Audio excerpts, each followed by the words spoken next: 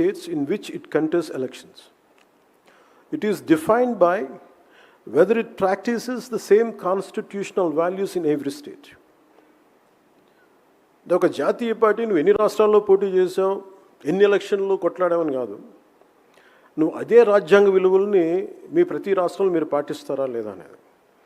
The constitution can not have one meaning in Delhi.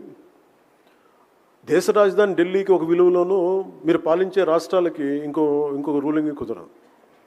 Constitutional morality cannot change with political convenience. If we truly believe in Bharat Jodo, then we must first ensure that our politics is united by one constitutional standard, equal citizenship, equal dignity and equal respect for every Indian in every corner of this republic.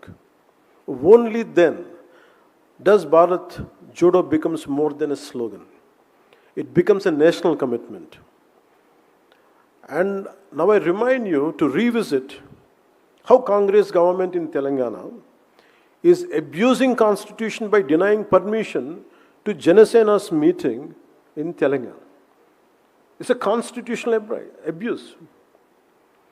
ఇప్పుడు ఈరోజు 1200 మంది మన సాగర్ కానీ సంపత్ నాయక్ కానీ వీళ్ళందరూ మాట్లాడుతుంటే 12 మంది అమరుడు వీరులు చనిపోతే మీకు వాళ్ళని గుర్తించడానికి 12 సంవత్సరాలు కూడా ఇంకా సరిపోవట్లేదా మీకు?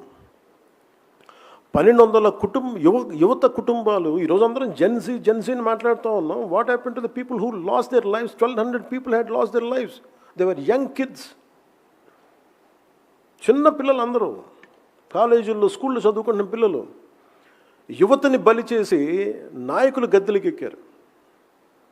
ఈరోజు జెన్సీ గురించి మాట్లాడుతున్నాం. Before Gen Z there is always one generation, a young generation who had lost, maybe in confusion, maybe in emotion. They went to Naxalism, they went to different walks of different kinds of ideologies.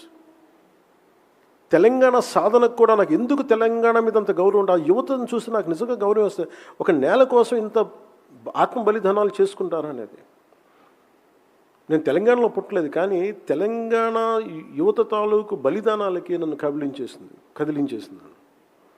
1200 అమరులు చచ్చిపోతే వాళ్ళకి నివాళులు అర్పించడానికి వెళ్తే permission ఇవ్వాల.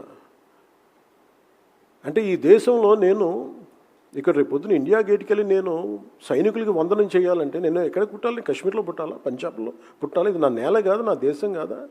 అలాగే 1200 మంది అమరవీరులకి నాకు స్ఫూర్తినిచ్చిన నేల తెలంగాణ, నాకు స్ఫూర్తినిచ్చిన తెలంగాణ పోరాటం. 1 సంవత్సరం పైన లేటుగా వచ్చింది తెలంగాణకి ఫ్రీడమ్ స్ట్రగుల్, స్వేచ్ఛ. 47 అందరికీ ఆగస్టులో వస్తే తెలంగాణకి సెప్టెంబర్ 48లో వచ్చింది. అలాంటి తెలంగాణ స్ఫూర్తిని నేను చూసి 1200 మంది యువతకి మనం నివాళులు అర్పిద్దామంటే నువ్వు అది కూడా చేయనివ్వం అంటే this is the hypocrisy of Congress party. అందుకని నేను